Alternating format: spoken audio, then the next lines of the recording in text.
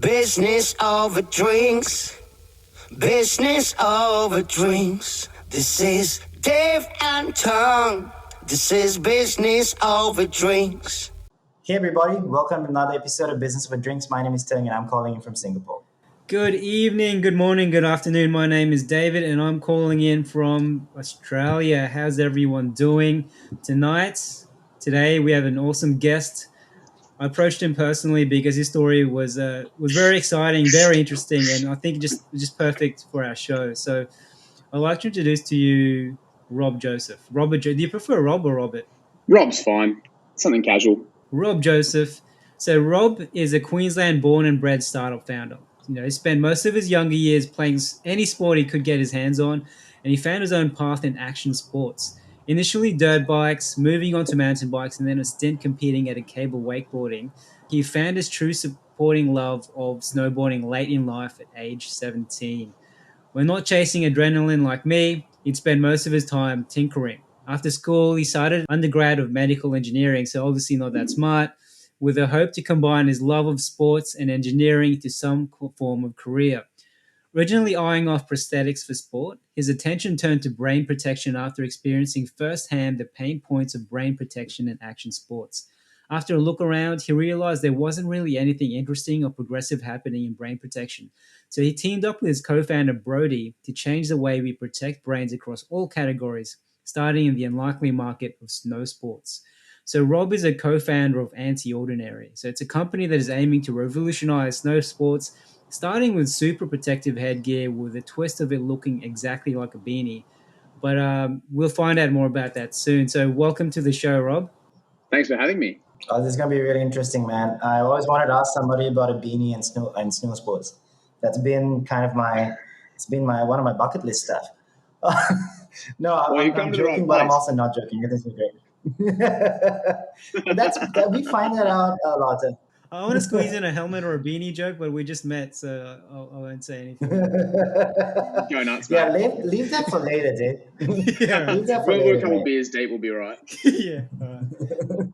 Oh no, dude, he doesn't need a couple of beers. He just needs a sniff. Okay, Dave, why don't you let us know what you're drinking, man? So tonight I'm drinking Fistful Shiraz, and it was a Christmas present. So got to empty up those Christmas presents. So I haven't tried it yet, but I'll let you know if it's good.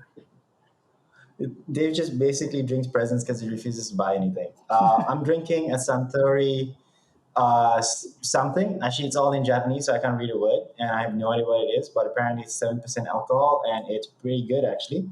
It's like a citrusy lemon thing. So yay! I'll figure out what it is later. Rob, what about you? I got a Stone and Wood, so nice local beer, not too far away from here from Brizzy.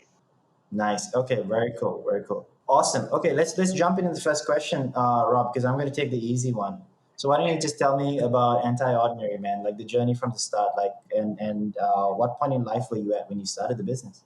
Yeah, I was pretty young, actually, in the scheme of things. So, like David said, I grew up, wakeboarding, motorbike riding, not very good at it. I've sort of collected 21 broken bones in my time. So I love it, but aren't particularly good. But, snow has always kind of been the epitome of board sports for me, but I never got to go.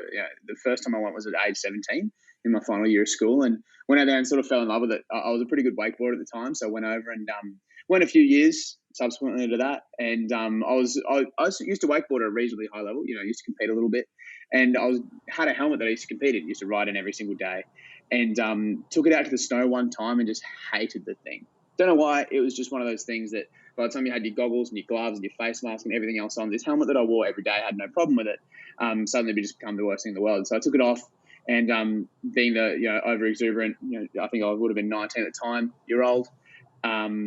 I came off pretty hard, smacked my head, and realised it was dumb not to wear a helmet. Even as someone who likes to think of himself as reasonably intelligent, but and then I just wasn't wearing one, and turns out there's a lot of other people who feel the same pain, and there's more people these days who wear helmets in the snow, but there's still a lot of people who don't, and that's kind of where it started. And when you go to pretty much any mountain, we've heard it a billion times. Somebody goes, "Oh, just wish there was a beanie that's as safe as a helmet," because we figured, if you weren't wearing a helmet, you'd wear a beanie. If brain safety wasn't important, then you'd wear a beanie. And so we thought, well, why don't we just instead of trying to make helmets more comfy, why don't we just make beanies more safe? And that was kind of where it all started. I would have been 19. My business partner, Brodie, would have been sort of 22, 23. And we sort of had a meeting over, I think it was a beer a couple of days after New Year's, not long after that. And we got working. Oh, I mean, all businesses, great businesses start with the need and necessity, and also smashing your head into something. That's what I've noticed. Might be the brain injury talking. When people snowboard now, are there laws with wearing helmets, or can you just okay? No, not really. So there's some places in like Nova Scotia where people who are under 16 have to wear a helmet, and in competitions you do have to. But when you're just cruising the mountain, it's quite unregulated. Here in Australia we mandate bike helmets, but pretty much nowhere else in the world does. So it's a lot like that. Is you can just get to cruise around and wear no helmet, which is an incredibly free feeling. If you guys have been to the snow, you know how great it is just cruising down a mountain, and you don't want anything ruining that experience. And so a lot of people sort of opt for the beanie over helmet kind of deal. Actually, I've got a question about that because I asked Dave this, and Dave didn't know the answer. Is like, why did you choose anti-ordinary instead of like indestructible beanie project or something? Because I really came up and thought that's a better name. But is there a deeper meaning for you?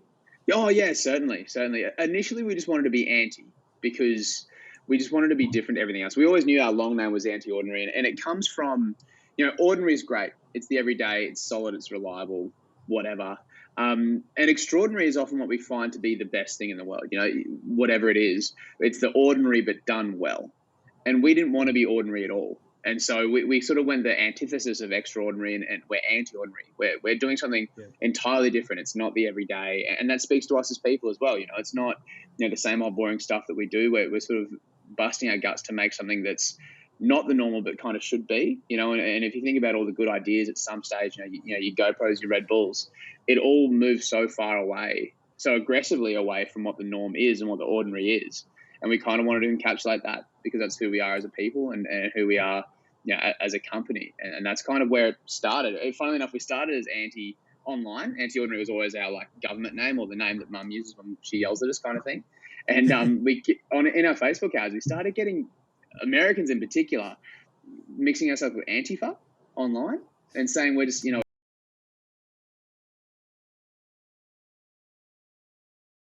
brainwash you into being, whatever right or left wing, stuff that Antifa does. It's we got all mixed up on that. So that was kind of the point where we went, okay, so we need to sort of expand this out a little bit and use our full government name publicly. And that's kind of when Anti-Ordinary became sort of the name we used all the time, not just sort of on official documents. We still go by Anti, nicknamed. Our mates all call it Anti, but Anti-Ordinary is the concept and the idea behind it all. Rob, if you ever change the name to Indestructible Beanie Project, you owe me a small royalty. That's all I'm saying. Sure, mate. That'd be a 6-pack of beers. I'll take it. I've got no shame. Anything. You'll take anything. Anything you're offering, I really will.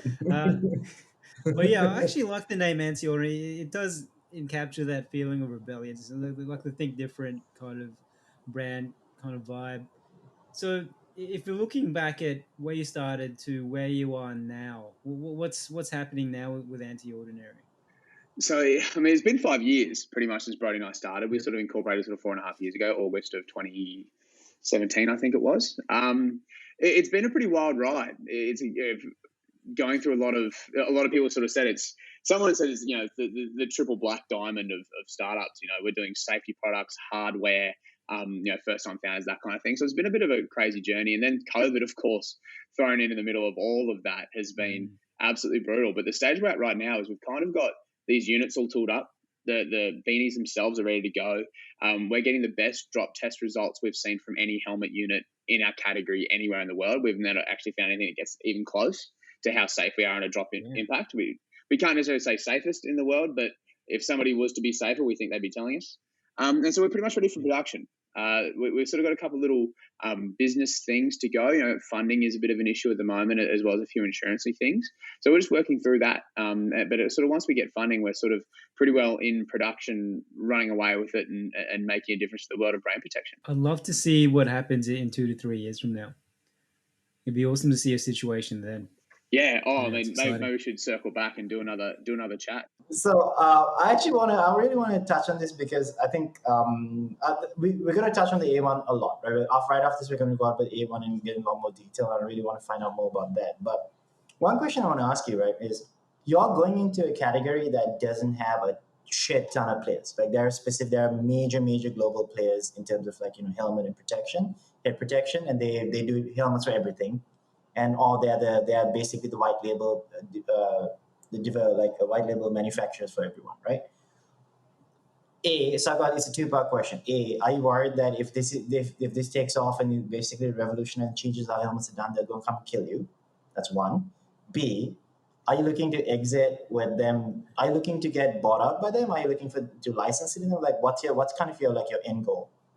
Yeah, so the first part of that answer is it's an interesting one where, I mean, every small company should be scared of a competitor coming and just squashing them like a bug, and for us right now in our position, an Oakley could roll through and do that, but it's not in their best interest to for a couple of reasons. One, the way that the helmet industry has typically gone down, as far as we've been able to find, is that because it's a distributor retailer model, so it runs a regular, 60% at the retailer, then you got to pay a distributor, and there's a sales rep in between there scoring a cut. Yeah. So there's not a whole lot of massive, margins in helmets, so that they're a volume play. There's 1.2 million helmets sold in the northern end of America every single year. So that's a lot of units that get sold between pretty much 6 big companies. So the market share is good, and they often use it so they can sell their goggles, which has better margins, and their gloves and whatever else it is. So the thing is, for those traditional, our units cost a little bit more to build because they're a lot more intricate. And so it would be really hard for them to sort of claw back revenue that way through their typical channels. And then also because our units are so much better, and I might be a little bit biased, a lot of these helmet companies, they've got 3 or 4 different models of helmets, if not 6 or 7. And then they shrink and pink it, and they make it the female version, which is the same thing but smaller, or last year's model, or whatever it is. And so for them to bring our units in, it would make a lot of their other units redundant.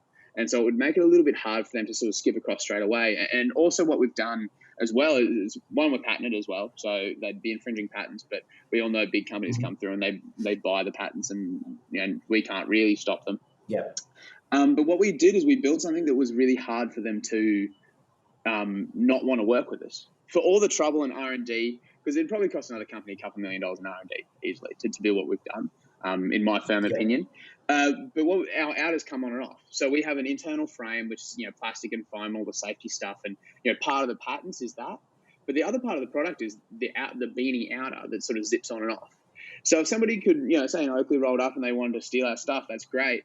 But they could just work with us, and it would save them a couple of years worth of R&D, a whole bunch of money, and we could just chuck their logo on our outer. We could just collab with them, and that makes their life a whole lot easier. We shouldered a lot of the R&D manufacturing risk, and they just get to come on and be legends because they come in and bring a cool helmet in the world anyway.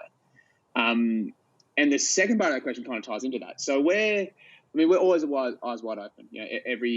I believe every good founder should always be open to any possibilities. The reason why we chose to build a brand around Anti-Ordinary was that because it becomes more valuable that way.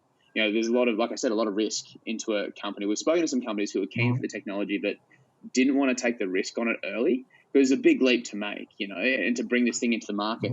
They just weren't so sure. But by the time we build some and sell them through our old brand, they go, oh, well, that's great, we're going to take it. And so at that point, we get to make the choice. We get to go, no, we're going to do this ourselves, or no, sure, we'll let you come in and hang out with us. And so building that brand was important. And the likelihood is that somebody may buy us that is in industry, but we're trying to go a little bit larger than that. A lot of these companies, they go great and they're owned by a few. There's some companies that have umbrella companies, but we're trying to be a little bit bigger than what your typical helmet company might be. If you think of, rather than say a Giro or a Smith, we're trying to be more like the North Face, that it's a highly technical brand, but it plays really well with other brands. We can white label our stuff, we can collab, we can do all this stuff. So we're trying to, position ourselves a little bit higher than what a traditional helmet company, particularly a snow helmet company, would be, and trying to be a whole lot broader than that. So we're trying to be bigger than what our competitors could buy, effectively, is the answer to that question. And we'll see how that goes. You're trying to kind of sneak up on them and give them a big uppercut. That your first answer reminds me of the story of Dyson. I'm not sure if you know, where he'd go to vacuum cleaning companies and propose his idea, but then they would say no because we make money from selling bags from selling replacement bags for vacuum cleaners, and they were a huge company. So he said, "Fine, I'll just do it myself." And he created, what we know today as Dyson vacuum cleaners. So yeah, that reminds me of that. So hopefully you'll be the next Dyson of snowboarding. Yeah, that'd be cool. I mean, he's a great Um, engineer, and like, it's not that the other companies are yeah, bad or anything. It's just that they do business a different way to us, and we're just like we said, anti-ordinary. That's the whole thing, is we're doing it all just so differently that we hopefully they can't keep up, and we don't think they will, but we'll see. I might be biased. slightly. So one question a lot of startup founders have, and anyone thinking of starting a business, is finding the income or cash flow to fund their startup and living expenses, and still kind of looking like they've got some dignity out in public when they want to buy meals and buy food, or have partners, for example, or asking, "Where's your money? When are you going to have money?" Are there any tips for income and cash flow when you're starting something like this, besides drug dealing or selling your body or anything like that? I can't say I resort to the last two yet, but in earnest, it's brutal out here, and you'll find a lot of people on Instagram sort of talk about how great it is, but in reality, it's not like that for everyone. We've had a potential investor say to us, the ideal startup founder candidate for investment, this was over in America, is from money, has the networks that come with that money, went to a pretty big university in America, and has the networks to back up with that cash. And that's kind of not us at all. We're just two boys from southeast Queensland. We don't know anyone in America. We don't know anyone with heaps of cash or anything like that. But that's kind of one of the biggest things. And you sort of see some founders, and it's a different way of being, of course. But starting with money is great, is a really good start, because you're going to burn through a lot. For us, we didn't start with a whole lot. We were lucky enough to find the greatest investor in the world. His name's Matt. Pretty early on in the journey, and none of this would have been possible without him, because what we do is hardware. By nature, it takes a lot of R&D, a lot of prototyping, and a lot of money. And that's one, and time too, which costs money as well. So that's one of those things we're really lucky to get an investor on early who was phenomenal. And other than that, it's really tough. Like, I've got a car sitting out in the car park that it broke down this morning, and I'm going to have to push start it in the car park tonight. It's not great. It's not a great way of living your life, but if you're dedicated enough to the things that you're doing, then it kind of becomes worth in the end. I hope. I can't really tell you yet, but Brodie and I sort of do a bit of work for some cash. It's that sounds like we're selling ourselves, isn't it? No, we're not doing that, but we're lucky. We've got some great mates and mentors in Brisbane that allow us to pick up a little bit of work before and after hours. So we're still doing the same hours at Anti, but we can pick up a little bit of shift work and get a little bit of cash in that way, and all invoice through the business, and so we pay ourselves what little we need to get by, and it's a pretty skint way of living. It's not great, but it's one of those things. It's what our life is at the moment, and it's what we live for. And we've sort of given up everything for Anti, but we wouldn't have it any other way, because that'll just make it that much sweeter when we're sipping mimosas at the top of a chairlift in a couple of years. Or just chucking money off yachts at the FBI. They call them fun tickets. Is that what he called it in the movie? Fun tickets. Yeah. FU money. That reminds me of Tung's story, because Tung, you burned through your savings at the first. How many years was that to start your business?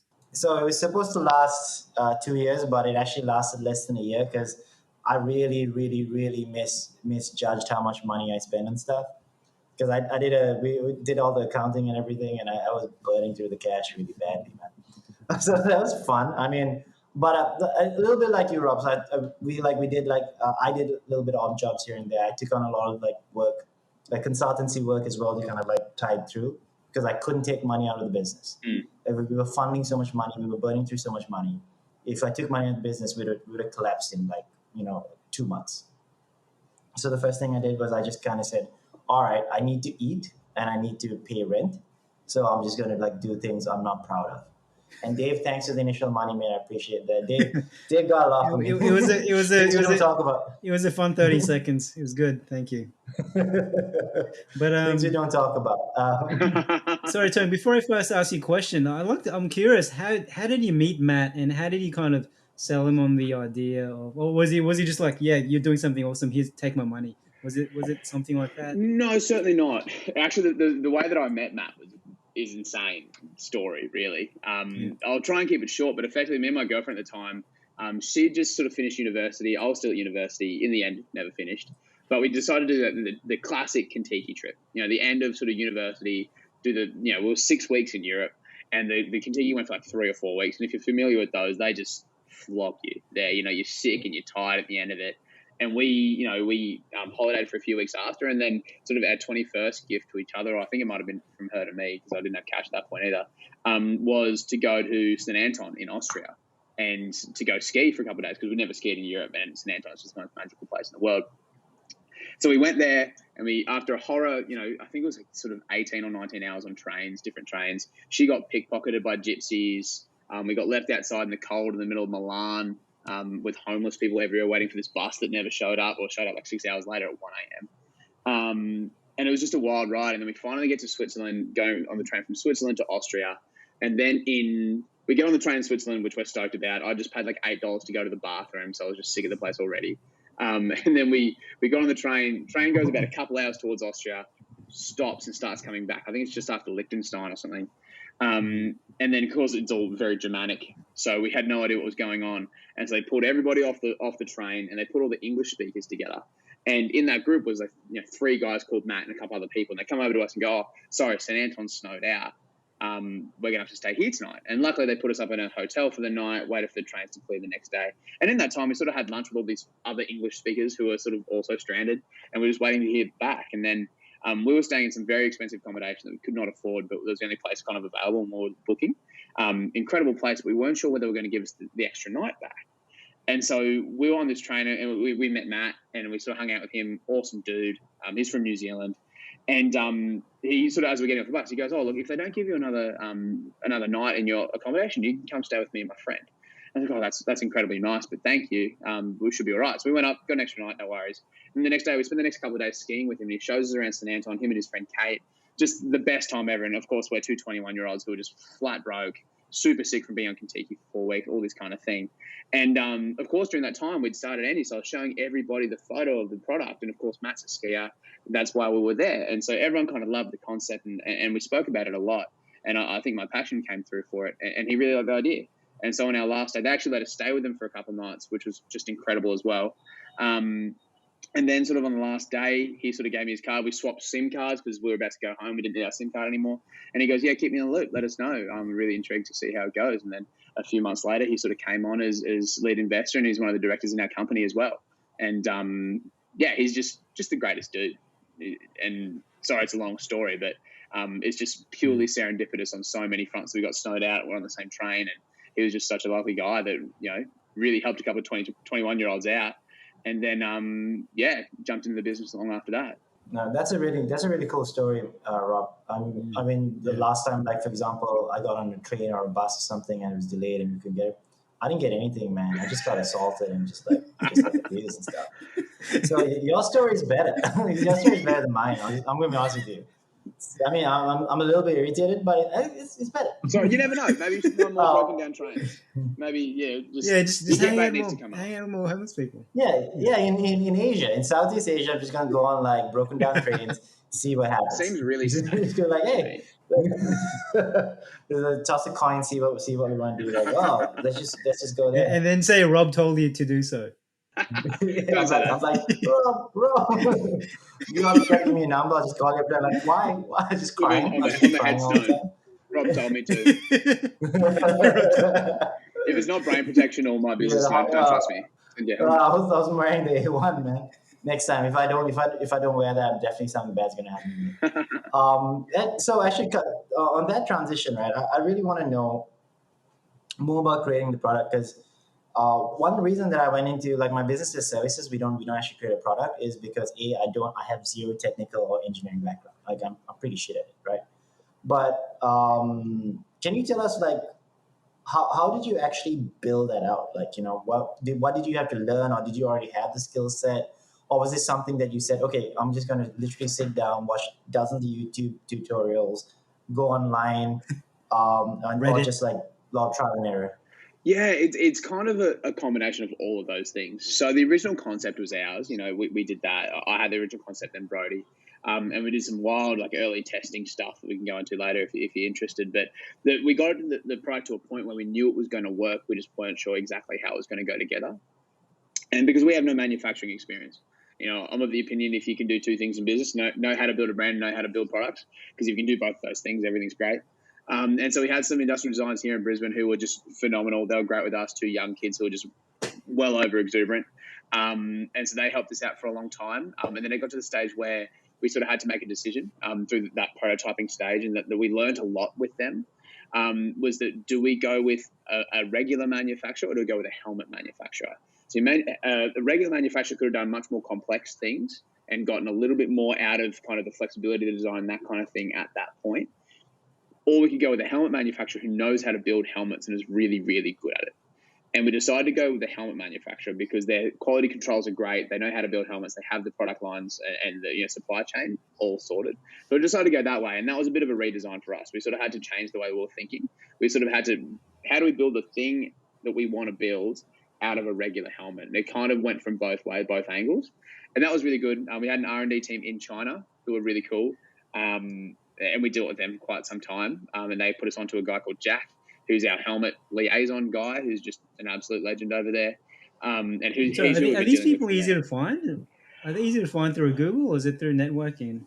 No, so the industrial designers we found through networks. They were sort of mates of mates, and they're great guys here in Brisbane. The next ones actually came to us, would you believe, as we sort of went through the Kickstarter program. They found us. And then they went to all the helmet manufacturers, and they found this guy, Jack, who has worked for other helmet companies previously. He kind of freelances a little bit now. And so he's our guy with the factory.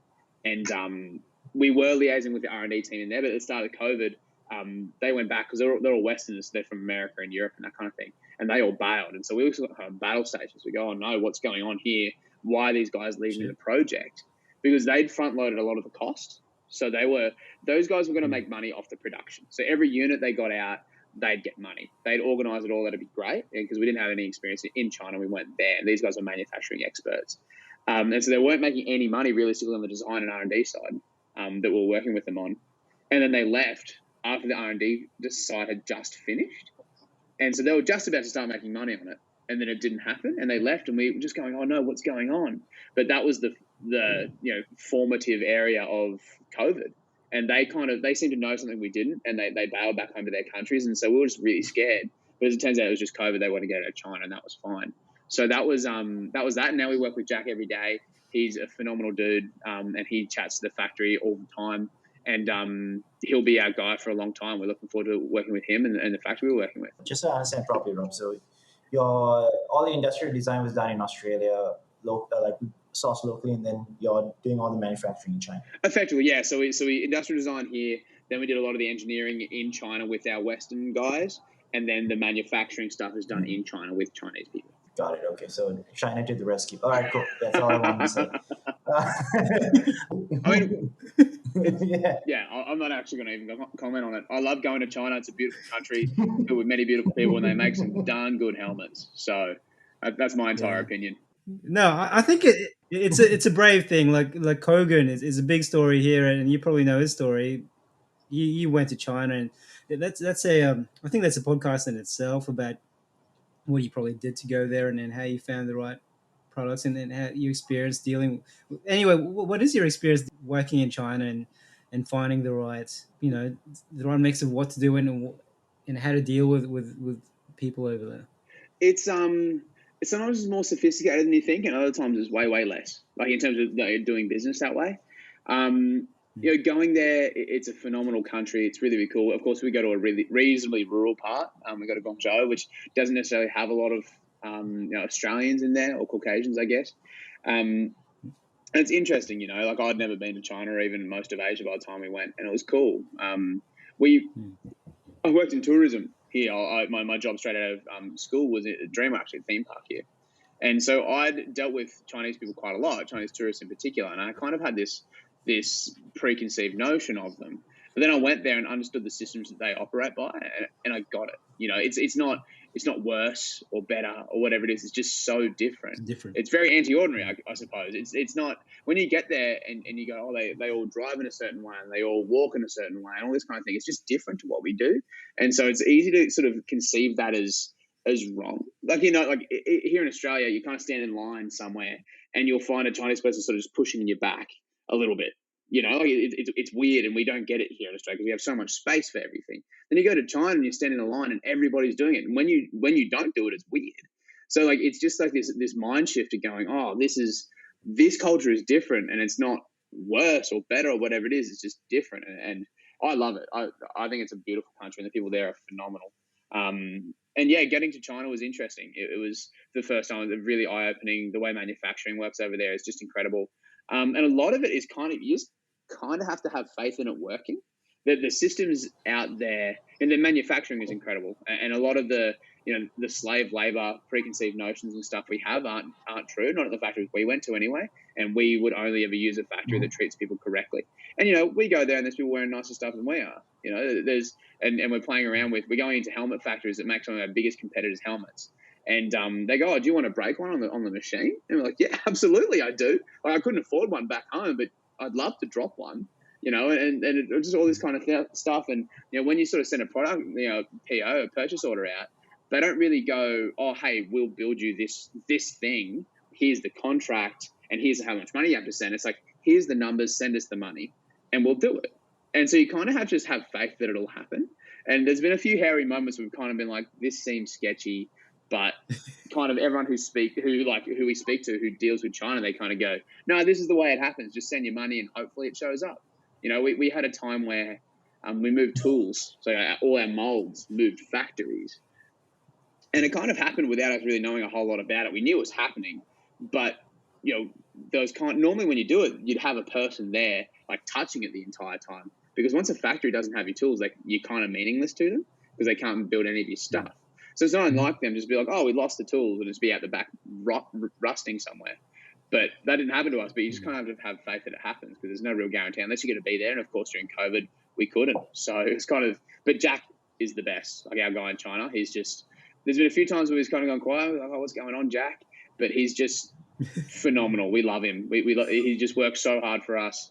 And he's always done the right thing by us, which is cool. You know, he's just so much fun to deal with, and so we're blessed. Our R&D guys are there who did leave.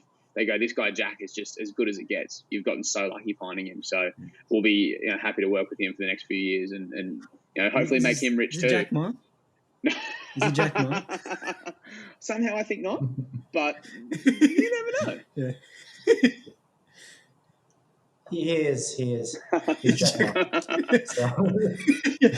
But Jack Ma just works really hard. Like he works really hard. He does, actually, man. He really does, though. He does. He really does work fucking hard. Let's be fair. Jack Ma works really fucking hard. Yeah, so actually, so a lot of very interesting things. So when like Dave was pitching the idea of you coming on the podcast, right? He was like saying you got to watch all this weird shit that they were doing, and I was like, can you share some of this like crazy like your testing stuff that you guys did and everything? Because that was fascinating. I think if possible, we're gonna put some of these videos and everything on in our show notes on our website as well, because I think people kind of need to see it. Describing it is maybe like 50% of actually seeing it. Yeah, well, I mean, it kind of started from the first day we started testing. What we did, you know, when you build stuff, you kind of have to figure out how to build something that might work, replicate it. And, you know, we use non-Newtonian materials. So the first one you use is like cornstarch and water. It makes a thing called oobleck, which kids use at school. But it's a non-Newtonian material. And at first I was running around with like, you know, super duper packets full of that stuff and running into stuff. And my sister's got videos of me like headbutting a wall just to be funny. And then when Brodie and I sort of started, we found the right materials that we ripped out of another product and then put together, you know, and we used some foam. We cut some Nerf bullets up and just prototyped it. And effectively the way that we tested whether it was going to work or not was in his backyard. I was sitting on a chair. I don't know why this always ended up being me, but I was holding the prototype to my head like this. And he had this big bit of, 12 mil ply or 10 mil ply. And he just hit me. And I go, no, that was right. Harder. Yep, harder. And it kept going until the wood broke. And we're like, well, geez, this thing must work. And we knew scientifically it would, but it was cool just to kind of see it. And then we did a bunch of pitch events and that kind of thing. And a beanie that's as safe as a helmet just seems so outlandish. And I would have been 20 or 21 at the time. And I was doing a lot of the pitching. And it just seems like some kid with some dumb idea that won't ever work. And there's a guy here, Steve Baxter, who's pretty iconic in the Queensland, Australia business scene. He was Queensland's chief entrepreneur at one point, and we went to the thing called Young Starters, the Young Starters competition, Queensland Young Starters, and we went there and we pitched, and he was one of the judges, and he turns around, he's notorious for being a little bit brutal, and particularly because this is like a kids event and we were 21, it was a bit harsh, but it was a great question, and he goes, I don't think this can work, so show me. And everyone was kind of like, ooh, that was pretty brutal, like how do you recover from that? But we do this thing where, you know, we take pride in the harsh feedback means something. And so we had a look at that, and the point that we went was, so show me. And you go, well, how do we show people when we're on a stage pitching to 1,000 people, how do we show them that it works? And we went back to the first, it's like, how do we figure out it works? And we just smack each other over the head. And so we started going to these pitch events with iPhone wide sizes of just 12 millimeter plywood. And Brodie would come up on stage, I'd put the unit on, and it would hit me and it would break. And it showed everyone that, geez, this thing does actually work, and these boys are willing to put their heads behind it. And then that led to a bunch of viral videos of us, you know, running around my backyard, getting smacked over the head on motorbikes and lawnmowers and everything like that. Just funny content because we play around. We've got a good sense of humor, and it worked online because people enjoy me getting hit over the head. Apparently, it's a thing. And was Brodie a bit too enthusiastic when he was smashing you over the head? Sometimes he seemed to enjoy it just a little bit too much, you know. It was funny that we were pitching at a pitch comp here called Myriad, and we actually got into the finals, and Brodie was unavailable that day. He was still working his job, and Liam, one of our good mates who was working for us for a while, he took up the job of hitting me in the head, but he had this big bit of wood. But Liam is taller than Brodie by quite a way, and he's also a volleyballer. So when he hits the ball, he snaps his wrist, and so he would hit me and snap his wrist at the same time. And because he's taller, instead of hitting me sort of just above the ear, he hit me on the top of the head. And when the wood broke, it splintered and went straight down. And I'm holding my hands behind my back, and it comes down and it cuts my thumb. So I have to finish the rest of the pitch with blood gushing out of my hand, with my hand behind my back. I could feel that the wetness on my back, or the blood coming out of my thumb, because he just cut me. And we just had to finish the rest of the pitch and walk off like nothing happened, get round to the back of the stage and sort of show him. And it was hilarious. But, you know, you got to do these things, in the line of duty. You got to let it happen. Dave, you heard that? You got to take the hits, man. Dave won't take the hits. You just want to hit me for no reason. Yeah. There's actually no R&D with what we're doing, Tony. You just want to. We're on a podcast. Sometimes it's cathartic. Sometimes it's good. I've been told. I've never hit anyone else in my own company, but I've been hit a bunch of times, and everyone seems happier after it happens. So sometimes maybe it's a good thing. Exactly. I tell Dave I'm really stressed with work. Yeah, maybe that's. When you come home, you've had a few drinks. That's a TED talk in itself. Into founder violence. Everyone worries about cap tables and founder vesting and stuff. Maybe you should just box on, sort out your problems. Exactly. No, exactly. That's my point, right? If you're punching each other, nothing really matters. Like all this small stuff about percentage points. Who cares? Like I knocked out more. The winner takes all. Winner takes all. Whoever lives takes it. I'd give a percent to someone. Like Brodie in particular. All right. Next episode, we'll do a fight between Rob and Brodie. Pay-per-view. That's how we raise funds for money. Yeah, and you can bring a lawnmower. It's going to get really brutal. That'd be fun too. BYO. Man, we'd make so much money from YouTube, just startup fights, but real fights. I'm not against it. Two guys punching each other really hard. Founders just brawling it out. That's a good business idea. Or also into founder. Like if you're bootstrapping, you should be able to bring your team and battle it out. Like me and Brodie, we're both engineers. We're not software guys. So we spent a lot of our lives outside. Maybe we're just a little bit more rugged than some tech founders. And we fight them, we might win some cash. So maybe this whole company versus company fight thing might be fun. And they should take it a step forward that whoever wins keeps the company. So if you get into a fight with Elon Musk, you get to keep Tesla. It's like pink slips. Is it like Fast and Furious with the company? I was about to say that, have you seen Bezos recently? I don't think I beat him, but I reckon I got Elon in a fight. Oh, no, Bezos, you can't beat him. That guy looks like he just works out because he's company. He's jacked now. Yeah. A divorce has done him well. Yeah, Elon Musk though looks soft. I got him. He looks. I got him. He'd Iron Man it up there. He'd be very Batman strategy. He'd But then you're an engineer also, so I don't know. But also, I mean, that's the famous Mike Tyson quote. I'm pretty sure it's Mike Tyson. Is that everyone has a plan to get punched in the mouth. So maybe Oh yeah, that's Mike Tyson. Yeah, that's Yeah. Tyson. It's true though. Yeah, it's Tyson. Yeah. He might just Yeah, forget. that's hilarious. I don't think any of us are Mike Tyson, man. So I think he could say it. If we say it, we just sound really stupid. So. I was I've never been in a fight in my life. I'm very much a pacifist. I don't think Elon Musk has either, so you've got a chance. I don't think anyway. I'm not sure. It's not well publicized. I'm sure he would have No, come he out by looks now. like He's a- worth too much money he- for it to not come out yet. No, I'm sure he's been in fights, but he's usually the guy who gets beaten up, like when he was a kid. I'm pretty sure I he's think been in a maybe, lot of maybe he fights. was bullied a little bit as a kid. I don't know. It's South Africa, Yeah. man. It's pretty brutal out there. Quick transition out of that conversation. You know, Kickstarter, kicking, right? Kickstarter. You raised over 200K in Kickstarter with initial goal of raising 80,000. You know, that's a pretty good feat. Do you have any tips for those starting a Kickstarter? And I'll just add to that question too. And how do you even come up with the right number to even get that done? Yeah, Kickstarter is a really interesting one. It's simultaneously some days the best and worst thing we've ever done.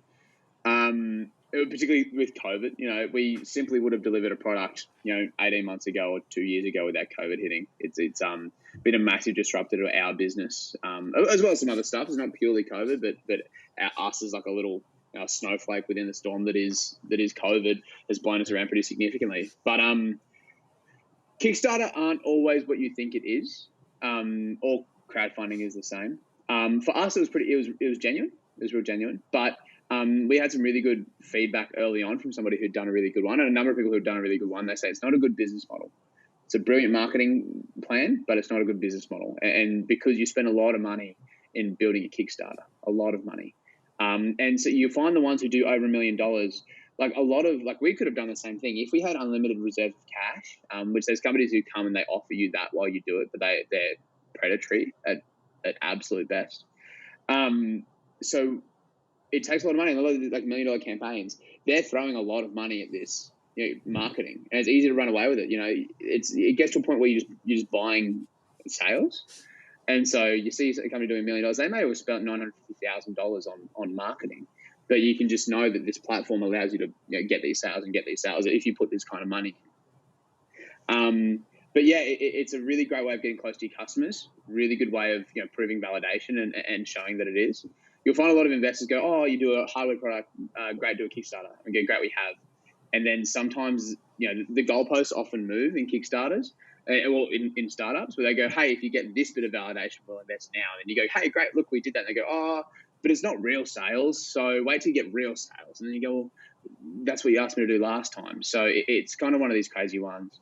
The $80,000 number was just kind of the number we knew that we should hit, and it's a bit of a game because in Kickstarters you should hit your goal in the first 24 hours, ideally. It took us nearly a week to get ours, but that's how you kind of get noticed.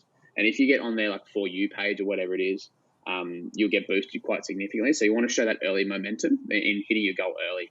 And we did it pretty fast, not necessarily fast enough, but we did. Our Kickstarter we turned it off effectively. We didn't want to get any more than we could handle. So it's easy for it to run away, but also getting that number is important because it could just bankrupt you straight away, having that kind of liability on your balance sheet. It's a complex game, and if anyone ever wants to do one, let me know, because it can be really harsh out there. But it's a great validation, though. Sorry, can you just clarify? Because I've never used Kickstarter. I've done much research on it. So the more money you make, it actually costs you money. How does that work? Yeah, so effectively, you go on a Kickstarter and effectively people are backing a project. They're not backing a thing. And a lot of people do think that it's like a shop, but it's not. I mean, Kickstarter is very open. Same with Indiegogo. What you're doing is backing the prospect and the team to make this happen, and you'll get a reward for it. And the rewards are typically either the product or a merch kit or whatever else it is. And so in that way, you typically, when you're getting funders in this project, you're early. Like you're not tooling, you're not making stuff, and so you're pretty much you can try and risk mitigate all you like, but there's going to be problems in that last bit of that tooling and that manufacturing stage. And so you're hoping that everything will go right, that it'll mitigate it. And for us, it didn't go right in a lot of ways. And so what that can mean is that if you spend all this money, so say you get $200,000 on Kickstarter, and then the tooling ended up costing you $50,000 more than what you budgeted for. And then say if you get $200,000 on Kickstarter, spend $100,000 on marketing, getting it there, you got $100,000 to play with, and you know that your tooling is going to cost $80,000 and maybe $20,000 to build your things for people, and then suddenly your tooling ends up costing $50,000 more. So now you're in the red, and you don't have enough money to give to these people. And so while that didn't really happen with us, it could have really easily happened had we not had the guidance that we had. And we had some incredible people working for us and some brilliant people giving us advice, which we're so lucky, because for us, it costs a lot of money to build what we build. Quite frankly, it's expensive in terms of helmets. It's expensive to build, and our tooling and everything else is pretty complex. That's how we're able to make a really great helmet. But had we not been prepared for that and understood what that meant, then we would have gone into the red, within 6 months of the project. And I think that's why you get such a crazy failure rate, because it's a great concept and that kind of thing, but sometimes it can just drive you into the ground, and success can kill you on Kickstarter. The same thing. You can send, you can get $1 million, and so there's a competitor of ours who's done like $3.5 million US. But what that does is, if you're selling 30,000 units in your first run of anything, it's pretty experimental. Like, it's actually changing the world and does well on Kickstarter. You have to build 30,000 units of something in its first run. Like, if you're making, Coke or cans of drink, that might not be so bad. But if you're building things like helmets, that would have drowned us being that successful, because you've got too many orders, quality, all that kind of thing. What happens if you don't deliver? Like, you just promise people you'll give them something. Can you get away with it? Yeah. There's actually no legal, I guess, sort of, what would the word be? Legal ramifications, I suppose, of not delivering on a Kickstarter, because these people, there's a big risk section on Kickstarter, and if you don't know it, you shouldn't be backing Kickstarter projects. But effectively, the risk is that this isn't a real thing yet, and what you're doing is backing it so it can become a real thing, but there's a massive amount of risk in the middle. And so if you fail, it's kind of one of those things. And there's some glorious failures on Kickstarter. If you just look them up, there's some insane ones. And a lot of the time it's that scale, is that you simply cannot make 30,000 units in your first run of something that's experimental, because it will go wrong. Invariably you'll throw out so many of them trying to get it right that you'll just burn through people and money and all that kind of thing. It's really, really tough. And so, it's just, there's a big risk, but, as a company, you can just fold and people, don't necessarily get anything, but that's the game with Kickstarter, and we're proud that we haven't done that. There's been a few people who we know really well who are just like, how are you boys still doing this? A mentor walked into our office at the end of last year and goes, how are you boys still here? How are you still punching against it? But we love what we do, and we're really thankful to the people who backed us. So we just can't give up on it. I actually heard a really cool story. Not a cool, it's actually a horrible story of a Kickstarter project. I think that raised like over $500,000 in the US. And I forget the product, but I read the story because they were talking about the dangers of Kickstarter. And the guy, one of the founders, so it was only one guy that screwed everybody up. Everyone else was like really legit and tried, but this guy held the keys to the money. He basically would borrow and use and take money from the Kickstarter project, pretend he was setting things up. And then apparently he renovated his house. He bought a bunch of shit. Like, he basically bought like a house and renovated it, and like a car and stuff. Yeah. And then so the other founders, and then he disappeared. He literally just like stopped responding, and nobody knew where he bought the house from. The other founders had to go online, and one guy actually took out like a second mortgage on his house and stuff to try and pay people back at least like 40% of their thing, because he felt so bad. But like people just lost all their money on it, because it never came to fruition. They had no money to do the project. Most of them were like, they were really tried to, but that one guy screwed him up. Yeah, I mean, it's really hard, people can do that in business generally, but, Kickstarter is tough because you've got people's money. Like, with investors and stuff, there's a lot of companies that go down. That's the risk in startups. They know that. And in Australia and America as well, I'm sure in Europe, you have sophisticated investors, and you're not allowed to sort of canvas non-sophisticated investors, because they'll get screwed effectively. But Kickstarter backers, there's no real barrier to entry for it, and that's great, because everyone can have a go and everyone can be a part of it. But in the same way, it's easy to dupe people.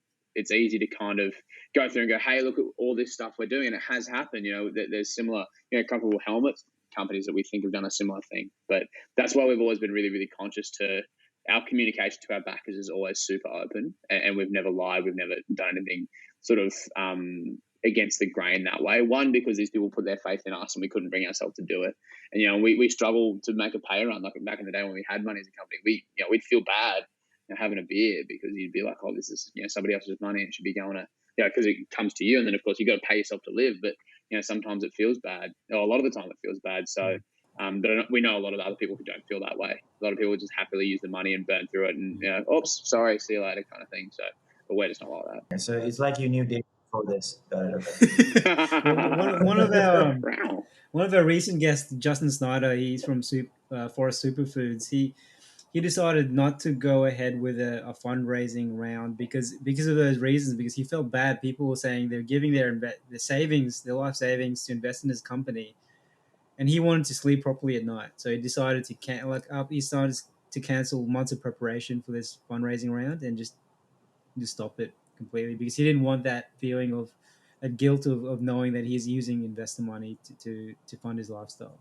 Yeah, I mean, and that's interesting. Really, honourable. I would think a lot of people wouldn't necessarily do that, and we're big on that. We're big on doing the right thing and that kind of thing. And we effectively, we don't have any kind of money. We've not paid ourselves for a long time from any kind of Kickstarter funds, and that sits well with us. We still don't sleep well at night, but it's much better than trying to sleep knowing that we've messed about with the money or whatever it is. We've been super frugal, and that's how we sleep at night. But we've still had massive delays, and there's still angry people and all that kind of thing, which is totally fair. But we know that we've done all the things we could have, and we've been facing some rough stuff in terms of COVID. But some people can sleep with themselves at night after doing that kind of thing. There's Theranos, and there's that new scam that's come out recently with those two, that journalist from Silicon Valley just taking off with cash. But we could never do that. So if you want money for a PlayStation 5, start a Kickstarter. Yeah, I reckon so. But if you're good PR, I mean, Dag knows, if you're good at PR and good at a bit of marketing, you could whip something together. And, it happens a lot. And there's a lot of, pretty shit NFT projects, man. It's happening right now with NFT projects, man. So it's all hype. All those NFTs. Do you know the current scam, the current NFT scam is really cool. Like, so there's basically multiple billions of traded every month of NFTs, right? People buying, selling NFTs like a few $1 billion per month. What they found out is that the platforms, the wallets that are actually making the transfers, the maximum, like 90% of them coming from like between 2 and 6 wallets. So what they're doing is the creators of the NFTs are buying their own NFTs from one wallet, then transferring the money back to their original wallet, and then pretending to resell the NFT at a higher rate. So it looks like the NFT prices are constantly going up, and then they're selling to just an average guy on the street. There's pumping and dumping. So that NFT that went from exactly, it went from like 0.5 Ethereum to like 2.5 Ethereum. Literally, then they lost almost no money between the wallets, and they don't know who.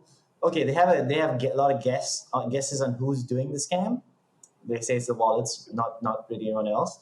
But it's fascinating. NFTs, like majority of the NFTs you're seeing that are really hyper successful are probably not. Yeah. Well, I mean, and it's crazy. That's a bit of an unregulated market, isn't it? You want unregulated, you'll get unregulated. The SEC isn't showing up to grab them because it goes both ways, doesn't it? You get the best of it, but you also get the worst too. Humanity is not ready for a free market. That's all I can tell you. Like, humanity is really not ready for it. Yeah, I saw a funny one on a helmet, Indiegogo, the massive one over in the States. That they're not very good at communication at all. And a lot of their backers are very, very angry, and because their communication's so bad. And someone said, "Oh, maybe they'll mint these helmets as an NFT, and we'll finally be able to get it and sell it on." Although, pretty funny burn. Probably. Of course, I empathise with the company, but good burn. It'd be funny if they actually do that, though. I don't think they will. I think they've taken it into the sunset. Man, that's gonna really suck, man. So Rob, I want to transition out there a little bit because otherwise Kickstarter's going to come after us just insulting them the whole time about scams. So you actually had a recent interview with Fiona Wood, right, about finding the right co-founder and stuff.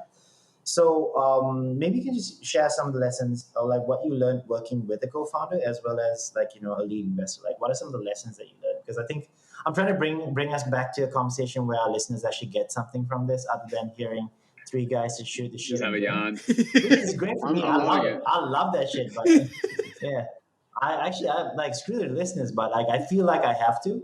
We have some sort of No, I think some listeners love this expectation. stuff. Listeners love this stuff. I think. Yeah. I Anyway. hope. If you read the article, Fiona Wood is a great friend of ours, and so we did a bit of chatting with her and wrote this article. Co-founders are critically important, particularly if you're low resourced like us. You know, like I said before, we don't really come from much, like in terms of like big startup families or huge money or whatever it is, and so we've had to do a lot of the real tough stuff together. And I'll still go on record to say bringing Brodie on straight away, right from the start, and Brodie's been here every step of the way since before it was like just a tiny idea, is probably the proudest moment and one of my best decisions at Anti to date. And I would say it's probably going to follow us into the point the company finishes up whichever way it does. Brodie is, my best mate. He wasn't at the start. He's actually a friend of my brother's. So we kind of knew each other loosely, played in the same footy teams and stuff, but not really like that close. But I knew he was the opposite of everything I was. And while we're sort of, two white, middle-aged 20 guys, like mid-20s guys who grew up in a similar area, we have such different perspectives on everything. And so we kind of have this thing where we can argue so respectfully that it's not really going at each other. And we tease each other a lot. Like, we've got a brilliant relationship interpersonally. But we kind of have this thing where there's so much respect between us. We can disagree and disagree aggressively. We call them robust discussions, not arguments, to get to the best answer. So it's not like, hey, you're wrong because I don't like you. It's not, hey, I think this is a better solution for all of us. This is why we can argue about this. And to be quite frank in arguments here, it's not necessarily about proving to somebody else that you're right, because there's so many shades of grey here. What's right one day could be wrong the next. And you could take one path, but you'll never know whether the other path was better. It's just all shades of grey. The point of a startup is that nobody's done this before. So you've got no idea whether what you're doing is correct. And you've got no concept. And any call could be the right call, but you just don't know. And so yeah, exactly. And with a lot of businesses, it's the same, not just startups. It's everywhere. It's like, oh, well, nobody's done this before, so let's give it a go. But we have to be sure of this. And in our company, it's sure proving, maybe not necessarily proving that somebody is wrong, but proving that you're right or more right is kind of the hard thing. It's saying, hey, I'm correct. It's like, well, everybody's correct. But what's really tough is going, I'm more correct than you for these reasons. And Brodie and I have this wonderful relationship where we can just have it out all day long about something. But we can still go and get sushi at the end of the day, and be mates and that kind of thing. And it's nothing personal. It's that we're both here trying to do the absolute best for our customers, for our company, for our future staff and our stakeholders and investors. And so that's always been the thing that we've been able to work towards. And he's just a phenomenal guy. He's like a Labrador, but smart. He's just like the kindest, most helpful dude. So yeah, I'm really blessed to spend most of my days with him. Any big lessons from that? So after working with him for, was it 5 years now, 6 years now, anything you can share about, working with someone that closely and dealing with that and finding the right person and so forth? Yeah, it's mostly around, working together has been reasonably seamless, for that reason that I said before, that respect. And what I think is, and I say it in the article, but I think what it is about finding somebody that converges in skill and understanding enough, but diverges for the most part. Because otherwise, if you both think the same, you'll end up in this vacuum chamber of, oh, that's a great idea. Yep, that's a great idea. That's a great idea. So it's somebody you can work with, but somebody who's going to challenge you all the time on everything. Because if you go unchecked, effectively, you're just going to go out and just do whatever's right for you, and that's not right. And so what Brodie and I do is, Brodie is a civil engineer by trade, and if anyone knows any civil engineers who, do tricky Lego by trade, he's an Excel wizard. He's very good at the numbers, very good at the down the line stuff. And I'm a little bit more sort of creative on that side. I'm a little bit more people biased and that kind of thing. But he can do all the stuff that I can do, and I can do all the stuff that he can do. I can jump on an Excel spreadsheet. He can, be on Photoshop for a little while and do stuff. Is it our natural realm? No, but we can do it. And that's why we have these skills in other sections. And so we cross over enough that we can be really, really dynamic, but we also diverge hard enough on so many fronts that it makes it really interesting. And every conversation has 2, if not 5 opinions between the two of us.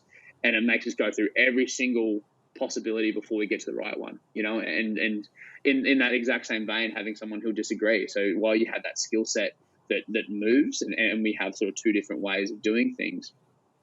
Someone who can, disagree readily to everything and make you really explain why. Because sometimes it'll be my own personal bias that I'll be trying to make a decision about, and sometimes it'll be his. But if he goes, "Why are you doing that?" and you go, "Well, I guess I'm just being an idiot." Yeah, you're right. Like this is my personal bias here. And so he's able to disagree with me and go, "Hey, can you just think about why you're saying that? Because I know that's your gut feeling, but why is it your gut feeling?"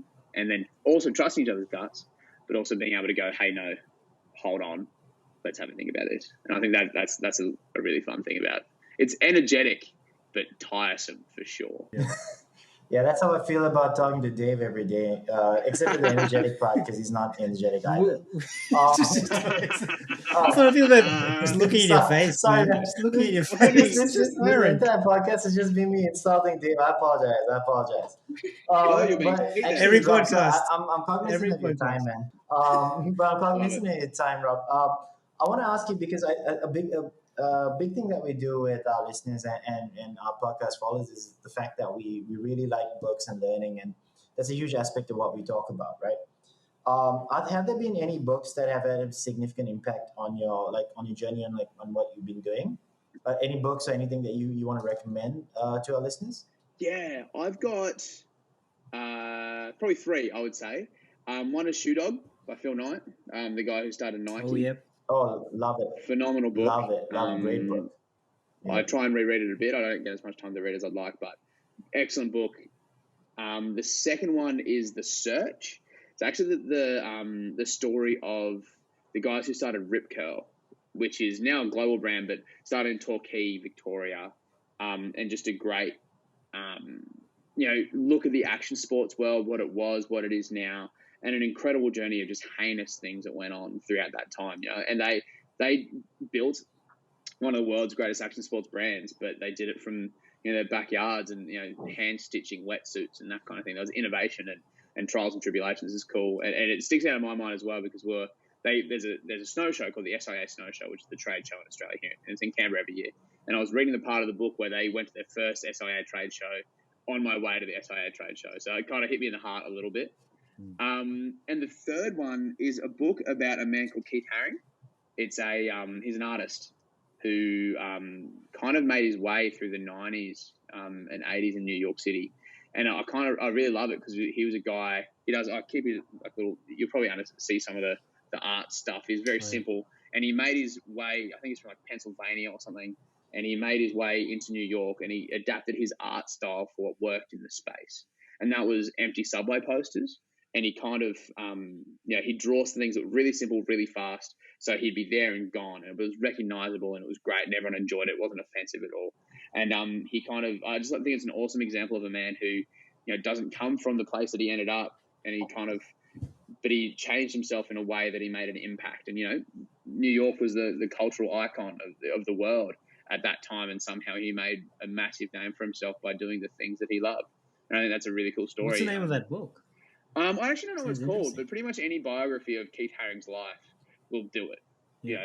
There's a lot of books about him and a lot of great art that he made and that kind of thing. And he was friends with Basquiat and like Madonna and all that kind of thing too. But he's like my favorite artist because of that. He just sort of adapted to the space that he was in to make the impact that he wanted to make. And we still talk about him now, and he's been dead for quite some time. So it's a cool thing. I mean, when you're talking about your early days, it kind of reminded me of what I read in Shoe Dog, where you're into sports and you just graduate and you're just experimenting and just going through heaps of failures, but then just pushing through. Yeah, it's a Shoe Dog is a great book. We actually did a good book review on it. So if anyone is listening, check it out. Yeah, it's a great book. Yeah, and it's one of those. Shoe Dog was one of my favorite books I read. It's a great one, and it just shows like it takes time. I don't know. I mean, Phil Knight's pretty old these days. It was probably the 60s or 70s, I guess. It was really kicking off. And only in the thousands, like when MJ sort of started taking off with it, was when it really changed gears. But he was kind of, the Onitsuka Tiger story and the way they stole things off him. And, it's brutal out there, and even the greatest company in the world, similar to Rip Curl, had some massive missteps and some things that really, truly sucked. But that's business and that's the way it's going to be. And sometimes it'll take 10 years. But if you just keep my mum's got a great quote, actually, funny enough. One time she was talking me through one of the hard times. She said, it's only failure if you stop. You only fail if you give up on it. And that's kind of the way we operate. And that's kind of what you see from a lot of these great founders, I suppose. Not that we're great founders, but a lot of the other great founders, they're like, this sucks right now, but if we can do this, then it's happening and we believe in what we have. So I just love stories like that. Yeah, that's the reason this podcast keeps on going, because if the moment we stop, we know we failed.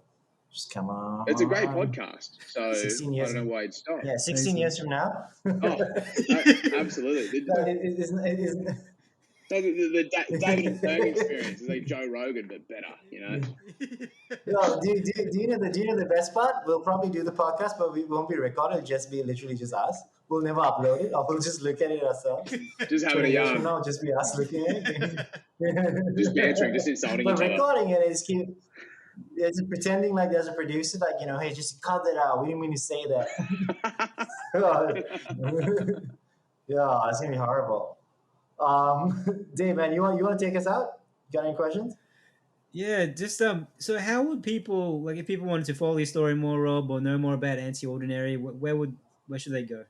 So for anti-ordinary related stuff, www.antiordinary.co is our website. Some email address there.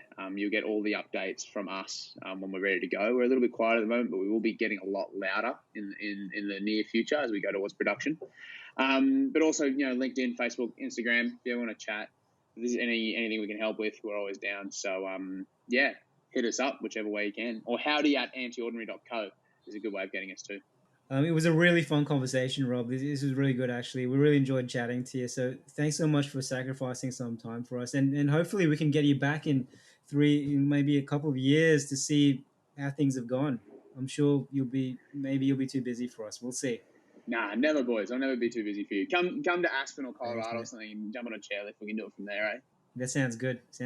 Yeah, Rob will pay for everything. So it's yeah, cool. You'll pay for everything. Thanks, mate. I won't make any promises, but if I can, I will. It's all about the homies.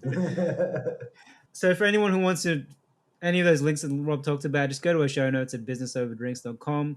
And don't forget to follow us. We're in every podcast player. We're on most social media channels. So just look up Business Over Drinks or subscribe to our newsletter on our website, businessoverdrinks.com. So thanks, everyone. Thanks so much, Rob. Good night. Thanks for having me.